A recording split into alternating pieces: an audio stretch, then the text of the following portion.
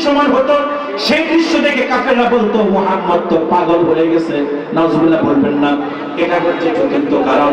পঞ্চম যে কারণে কাফেররা রাসূলুল্লাহকে পাগল বলতো, আল্লাহর হাবিবের জন্য তারা প্রস্তাব নিয়ে এসেছে আবু তালেবের কাছে, আবু তালেব তোমার ভাতিজা মুহাম্মদকে বলো সে যেন কালিমার দাওয়াতটা বন্ধ করে দেয়, বিনিময়ে সে যা চাইবে তাকে তা দিব। যদি সে আরো সম্পদ চায় তাকে সম্পদ দিব, যদি সে ক্ষমতা চায় তাকে ক্ষমতা দিব, যদি সে সুন্দরী নারী চায় তাকে সুন্দরী নারী দিব। তারপরও তাকে বলো সে যেন কালিমার দাওয়াত দেওয়া বন্ধ করে দেয়। এই প্রস্তাব কাফেররা রাসূলুল্লাহর জন্য আবু তালেবের কাছে দিল। রাতের বেলা যখন আল্লাহর হাবিব কালিমার দাওয়াত দিয়ে দারুল আরকাম থেকে ফিরলেন বাসায়, আবু তালেব ভাতিজার জন্য অপেক্ষমান। এবার আবু তালেব ভাতিজাকে প্রস্তাব দিল কাফেরদের পক্ষ থেকে। আবু তালেব বলল, ভাতিজা কাফেররা প্রস্তাব দিয়েছে, তুমি কি চাও? সম্পদ চাইলে সম্পদ দিবে, নারী চাইলে নারী দিবে, আরবের ক্ষমতা যদি চাও তাহলে তোমাকে আরবের ক্ষমতা দিবে, তারপরও তুমি কালিমার দাওয়াত বন্ধ করে দাও। এই যুগের মানুষ যদি হইতো এক চান্সে রাজি। আল্লাহর হাবিব কি রাজি হয়েছে? এই যুগের মানুষ যদি হইতো, বিশেষ করে অন্য দেশের কথা আমি নাই বলি, বাংলাদেশের মানুষ যদি হইতো এক চান্সে রাজি। কারণ এই দেশের মানুষের মতো নারী লোভী, সম্পদ লোভী আর ক্ষমতা লোভী পৃথিবীর কোথাও না। ক্ষমতার জন্য পারে না এমন কোন কাজ এরা করতে পারে না, এমন কোন কাজ নাই। এই জন্য দেশের মানুষ ক্ষমতা কেউ যাওয়ার জন্য, কেউ ক্ষমতায় থাকার জন্য যেই পরিমাণ জেল, জুলুম, নির্যাতন, নিপীড়ন, হামলা, মামলা, গুম খুনের পথকে বেছে নেয়, পৃথিবীর কোথাও এর নজির নয়। ঠিক কিনা বলেন? পৃথিবীর কোথাও দৃষ্টান্ত নাই। কারণ আমার দেশে যারাই রাজনীতি করে, সবার কথা আমি বলি না, তবে অধিকাংশই ক্ষমতার জন্য, চেয়ারের জন্য, নিজের স্বার্থে রাজনীতি করে। জনগণের স্বার্থে রাজনীতি আমার দেশের মানুষ খুব বেশি করে না। এই জন্য কেউ যাওয়ার জন্য, কেউ থাকার জন্য জেল, জুলুম, নির্যাতন, নিপীড়ন, হামলা, মামলার, গুম খুনের পথকেই বেছে নেয়। ঠিক কিনা বলেন? এই যুগের মানুষ যদি হইতো এক চান্সেই রাজি, তার ক্ষমতা কেনা চান, আরো কি ভোটও লাগবে না, বিনা ভোটে কথা বলে না, অটো পাস। ঠিক কিনা বলেন? যে চাইলেই মুক্কা রাজত্ব। ঠিক কিনা বলেন? আর সম্পদের লোভে দেশের মানুষের চাইতে বেশি কার আছে? এই দেশের মানুষের দেখবেন সম্পদের চাহিদা মিটে না। এরা যত চায় তত পায়, যত পায় তত খায়, যত খায় তত আরো চায়। কথা বলেন না কেন? দেখবেন যার রংপুর শহরে একটা বাড়ি আছে, সে চিন্তা করে যদি ঢাকায় হতো। আবার ঢাকায় যখন একটা বাড়ি হয়ে যায়, এবার চিন্তা করে আমেরিকায় বেগম পাড়ায় যদি একটা হইতো। কথা বলেন না কেন?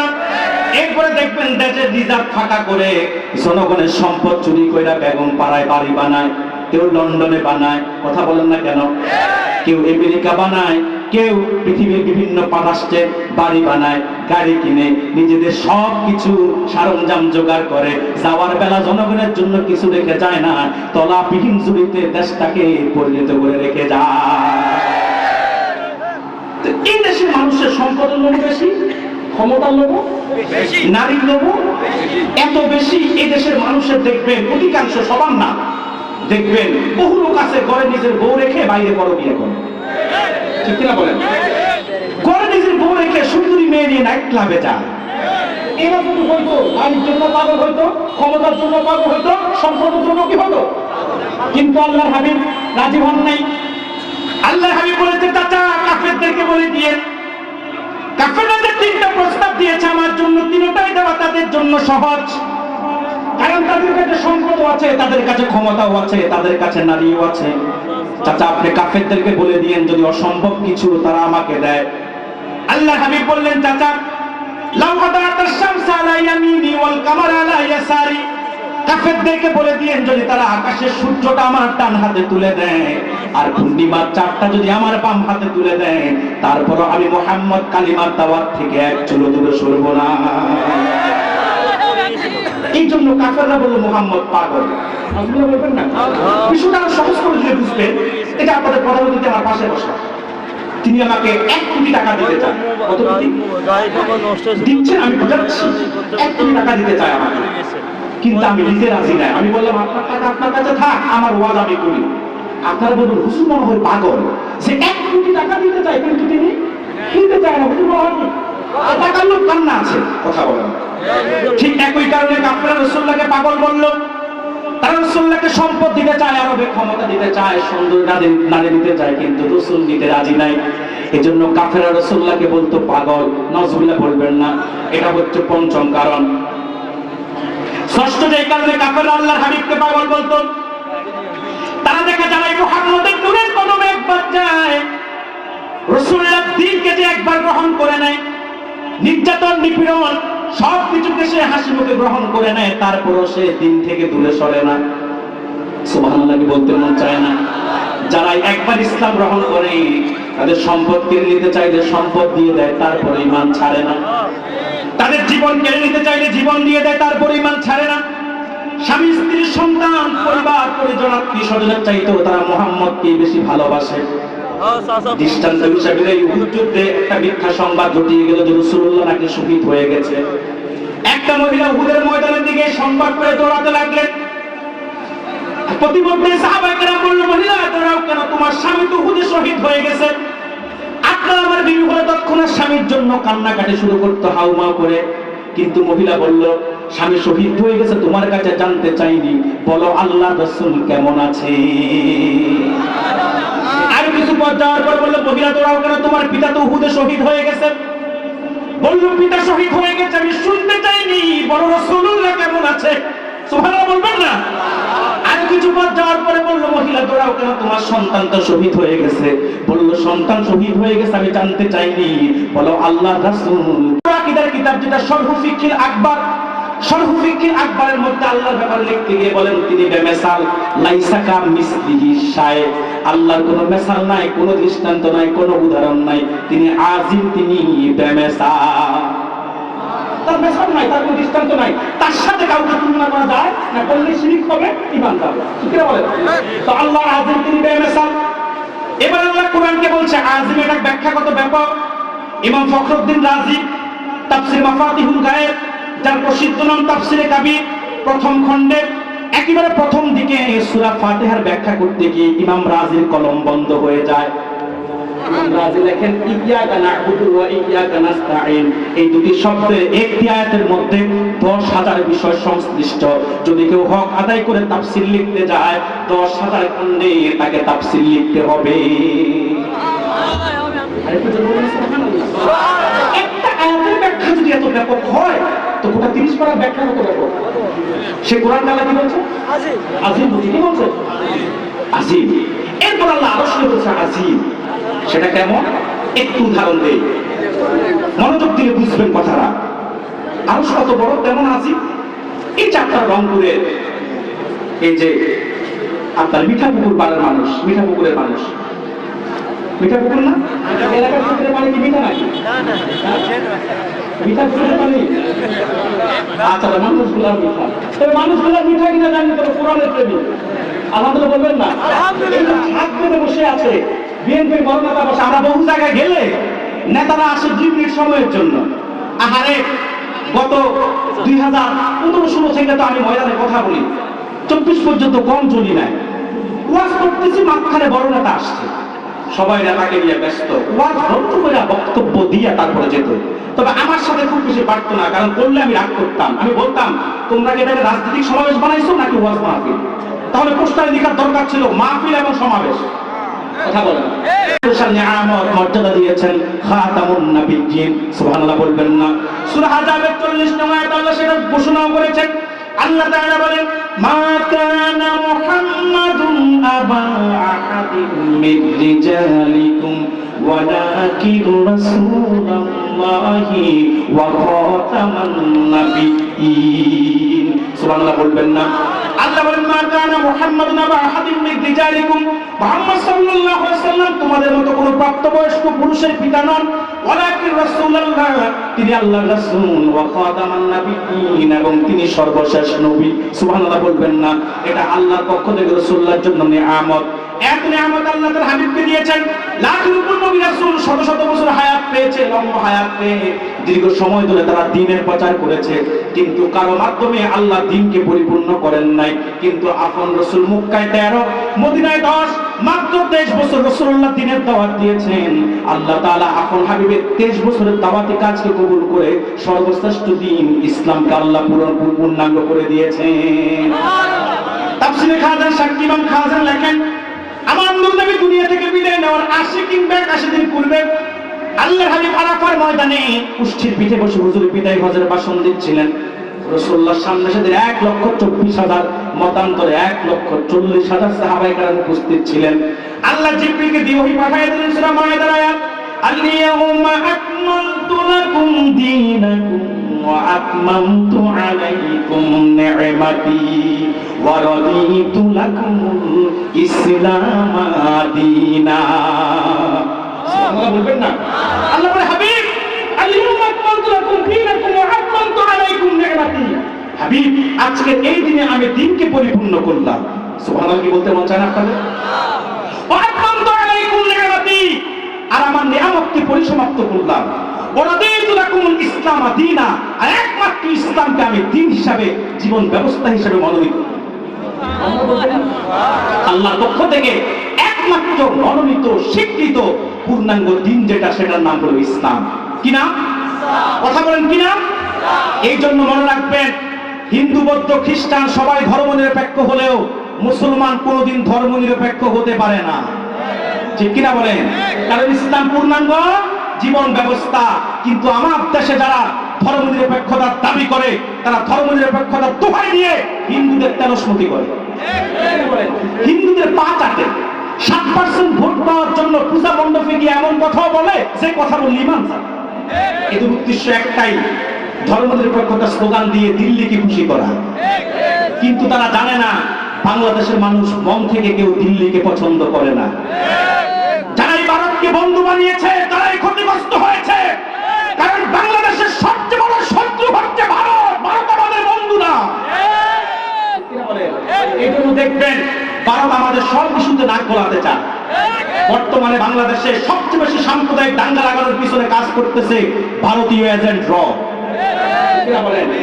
যাচ্ছে হিন্দু মুসলিমের মধ্যে একটা সাম্প্রদায়িক দাঙ্গা সৃষ্টি করে আমার দেশে ভারতের আগ্রাসনকে প্রতিষ্ঠা করতে।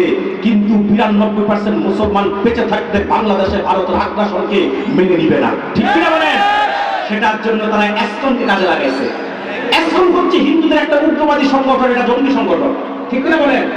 তারা এত খারাপের খারাপ, এত উগ্র। তারা চট্টগ্রামে তারা এক আইনজীবীকে, তারা মুসলিম আইনজীবীকে তারা জবাই করেছে। আমি তারপর দিন আমার বক্তব্যে বাংলাদেশে যেখানে গিয়েছি, আমি আমার বক্তব্যের প্রতিটা জায়গায় জায়গায় জাতিকে সতর্ক করে বলেছি এবং এসকনকে হুঁশিয়ারি দিয়ে বলেছি, এসকন এটা দিল্লি না, এটা কাশ্মীর না, এটা বার্মা না, এটা আফগান না, এটা ত্রিপুরা, আসাম কিংবা গুজরাট না, এটা হচ্ছে 92% মুসলমানের বাংলাদেশ। এই দেশে মুসলমানদের বিরুদ্ধে, স্বাধীন সার্বভৌম বাংলাদেশের বিরুদ্ধে একটা এজেন্ডাকে মুসলমান মেনে নিবে না। ঠিক কিনা বলেন? আমি আমার বক্তব্যে বলেছি, এসকন হুঁশিয়ার হও, যদি বাংলাদেশে তোমরা গৌর গোবিন্দের ভূমিকায় মাঠে নামো, তো আমরা শাহজালালের ভূমিকায় মাঠে নামতে বাধ্য হব। আমি আমার বক্তব্যে বলেছি, ভারতকে হুঁশিয়ারি দিয়ে বলেছি, ভারত মনে রেখো, আমাদেরকে তোমরা দুর্বল ভাবিও না। মনে রাখো, তোমাদের কাছে হয়তো সেনাবাহিনী বেশি আছে, অস্ত্র আছে, শস্ত্র আছে, বিমান আছে, কামান আছে, কিন্তু আমাদের কাছে এত সবচেয়ে বড় অস্ত্র ঈমান, ঈমান, ঈমান। ঠিক কিনা বলে? 16 কোটি মুসলমানের ঈমানের কাছে তোমাদের অস্ত্র পরাজিত হবে। ঠিক কিনা বলে? আমি বলেছি, যদি 16 কোটি মুসলমান 32 কোটি হাতে শাহজালালের অনুসরণে তরবারি তুলে নেয়, দিল্লির লাল কেল্লায় পর্যন্ত আমরা আল্লাহর কালিমার পতাকা উড়িয়ে দিতে পারবো। ঠিক কিনা বলে? সম্মানিত সুধী, মনে রাখবেন, সেই সুযোগ আপনাদের জন্য সামনে অপেক্ষা করতেছে। কারণ গাজওয়াই হিন্দ সামনে। ঠিক কিনা বলেন? গাজওয়াই হিন্দের বিশ্বাস আপনাদের আছে? এটা এত ফজিলতপূর্ণ জিহাদ। রাসূলুল্লাহ বলেছে, গাজওয়াই হিন্দে যারা শহীদ হবে, প্রত্যেকটা শহীদকে আল্লাহ বদরি শহীদদের সওয়াব দিবেন। সেটার জন্য কি আপনারা প্রস্তুত থাকবেন? সেটার জন্য কি আপনারা জীবন দিতে প্রস্তুত আছেন? রক্ত দিতে প্রস্তুত আছেন? আমি আজকে রংপুরের আপমর জনতা সবাইকে উদাত্ত আহ্বান করে যাই, আপনাদের দিনের মধ্যে আমি জিহাদের বীজ বপন করে যাই। যদি আমার বাংলার 56,000 বর্গ মাইলের 1 ইঞ্চি মাটিকে ভারত দখল করতে চায়, কিংবা সাম্প্রদায়িক দাঙ্গা লাগিয়ে আমার বাংলার মধ্যে ভারত আগ্রাসন সৃষ্টি করতে চায়, আমরা ভারতকে সমুচীন জবাব দিব গাজওয়াই হিন্দের মাধ্যমে। পারবো ইনশাআল্লাহ, পারবো ইনশাআল্লাহ। যুবক, মনে রেখো, রাসূলুল্লাহর সঙ্গে বদরে যাওয়ার সৌভাগ্য আমাদের হয় নাই। ঠিক কিনা বলেন? উহুদে, খন্দকে, তাবুকে যাওয়ার সৌভাগ্য আমাদের হয় নাই। কারবালার ময়দানে ইমাম হুসাইনের সাথী হওয়ার সৌভাগ্য আমাদের হয় নাই। বালাকোটের ময়দানে সাইয়্যিদ আহমদ শহীদ বেল্লবীর সঙ্গী হওয়ার সৌভাগ্য আমাদের হয় নাই। কিন্তু তোমার আমার জীবদ্দশায় যদি গাজওয়ায়ে হিন্দ অনুষ্ঠিত হয়, কারা কারা হিন্দুস্তানের বিরুদ্ধে জিহাদ করে বুকের রক্ত ঢেলে দিতে প্রস্তুত আছে, হাত তুলে আল্লাহকে দেখায় না।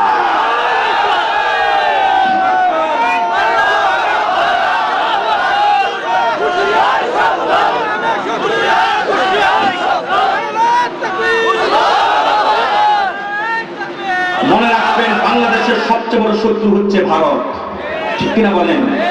এই জন্য ভারতের পা যারা ছেটেছে ইতিহাসে রাস্তা করে নিক্ষিপ্ত হয়েছে। আগামী দিন যারা আসবেন আপনারা সতর্ক থাকবেন। ভারতের সাথে পীড়িত করে এই দেশে কেউ ক্ষমতায় যেতে পারবে না, ঠিক কিনা বলেন?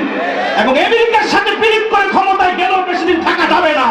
এই দেশে যারাই ক্ষমতায় থাকতে চাইবেন, যাইতে চাইবেন, 16 কোটি মুসলমানের অধিকার স্বার্থের কথা চিন্তা করে ক্ষমতায় থাকতে হবে, যেতে হবে। নতুবা দেশের মুসলমান অতীতে যেমন বিদ্যাগুলি দেখিয়েছে আবারও দেখাতে বাধ্য হবে, ঠিক কিনা বলেন? সম্মানিত সুধী, তো ধর্মনিরপেক্ষতার দাবি করে হিন্দুদের তেরস্মতি মুসলমান বরদাস্ত করতে পারে অতীতে কেউ পা চেটেছে আর আগামীতে কেউ পাহারা দেওয়া শুরু করছে ক্ষমতায় যেতে। সাবধান, ইমান বিধ্বংসী কোনো কাজ হলে মুসলমান মেনে নেবেন না। আমার কথা কি রাগ করতেছেন? দেখেন, আমার কাছে কোনো দল নাই, সব দলের মুসলমান আমার বন্ধু, সব দলের কাফের মুশরিক বেঈমান আমার শত্রু। আমি ইমান আকীদার যত কথা সব কথা নির্দ্বিধায় বলি। আমি আমার ক্ষুদ্র জীবনের মায়া করি না। আমি ঘর থেকে যখন বের হই শাহাদাতের তামান্না নিয়ে বের হই। বাড়িতে যখন আমি ফিরে যাই আমি মনে করি আল্লাহ আমাকে গনিমত হিসেবে হায়াতটা বানিয়ে দিয়েছে।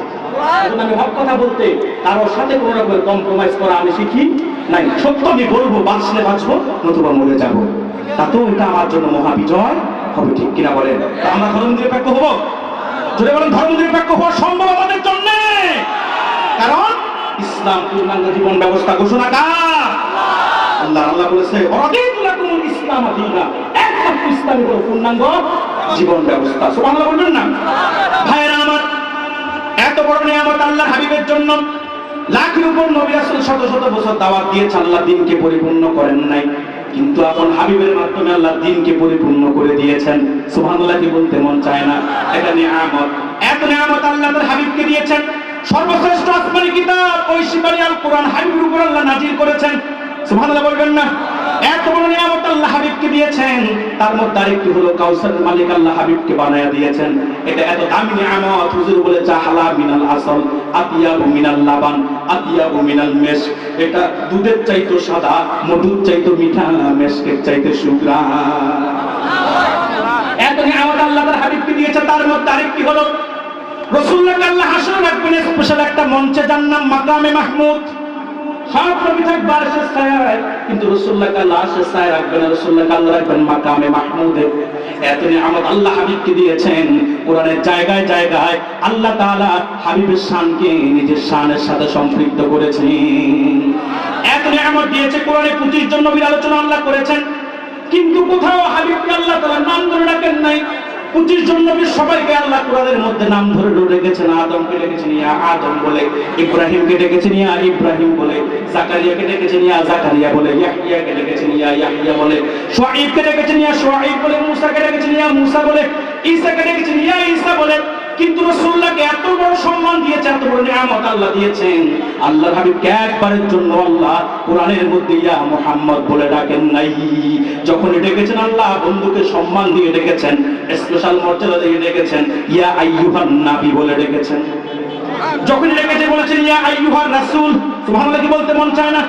যখন ডেকেছেন বলেছেন ইয়াসিন, তার মানে ইয়া সাইয়্যিদাল বাশার, হে মানব জাতির নেতা।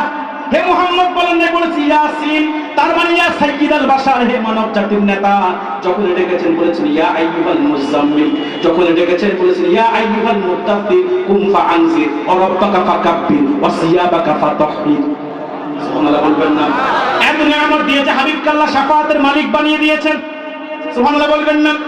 এত নিয়ামত দিয়েছে, বলতে গেলে সারা রাত বলা যাবে, এক কথায় বলা যায়। আল্লাহ বলেছেন ইন্না লাকা আজরান গায়রা মামনুন, হাবিব আপনার জন্য রয়েছে অশেষ নিয়ামত।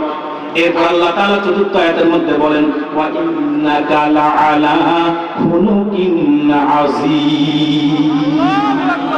হাবিব নিশ্চয় আপনি সুমহান চরিত্রের উপর প্রতিষ্ঠিত। এখন এই আয়াত ব্যাখ্যা করব, এখন ধৈর্য আছে?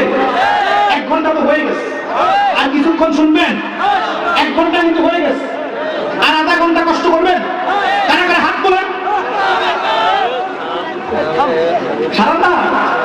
আমিও তো মানুষ, কালকে আমার আবার সিলেট যেতে হবে, সারা রাত তার আধা ঘন্টা কষ্ট দিয়ে থাকবেন তো ইনশাআল্লাহ? আলহামদুলিল্লাহ। আল্লাহ বলেন, হাবিব ওয়া ইন্নাকা লাআলা খুলুকিন আযীম, নিশ্চয়ই আপনি সুমহান চরিত্রের উপর অধিষ্ঠিত প্রতিষ্ঠিত। সুবহানাল্লাহ বলবেন না? অবাক হয়ে যাবেন রংপুরবাসী। আল্লাহ এখানে হাবিবকে কত বড় বিশেষণে বিশেষিত করেছেন। ওলামায়ে কেরাম আমার ডানে বামে বসা আছেন, আপনারা জানেন আরবিতে যেটা বড় সেটাকে বলা হয় কাবি। কি বলা হয়? কাবি। যেটা অনেক বড় সেটাকে বলা হয় আকবার। কিন্তু যেই বড় শুরু আছে শেষ নাই, লিখার মতো কোনো কলম নাই, বলার মতো কোনো কণ্ঠ নাই, চিন্তা করার মতো কোনো মস্তিষ্ক নাই, কথা বলে না। যেই বড়কে পরিমাপ করা যায় না, অনুধাবন করা যায় না, উপলব্ধি করা যায় না, এত বিশাল, সেটাকেই বলা হয় আজিম। কোরআনের দিকে তাকালে দেখবেন আল্লাহ তাআলা শুধু 4টি জিনিসকে আল্লাহ বলেছে আজিম। কয়টা জিনিসকে আল্লাহ বলেছে? 4টা। এক, আল্লাহ নিজের শানে বলেছে আজিম। দ্বিতীয়ত আল্লাহ কোরআনকে বলেছে আজিম। তৃতীয়ত আল্লাহ আরশকে বলেছে আজিম। চতুর্থত হাবিবের চরিত্রকে বলেছে আজিম। সুবহানাল্লাহ বলবেন না? একটু ব্যাখ্যা না দিলে বুঝবেন না। আল্লাহ নিজেকে বলেছে আজিম। কেমন আজিম তিনি? ইমাম আবু হানিফা রাহমাতুল্লাহ আলাইহি হানাফি মাযহাবের সবচেয়ে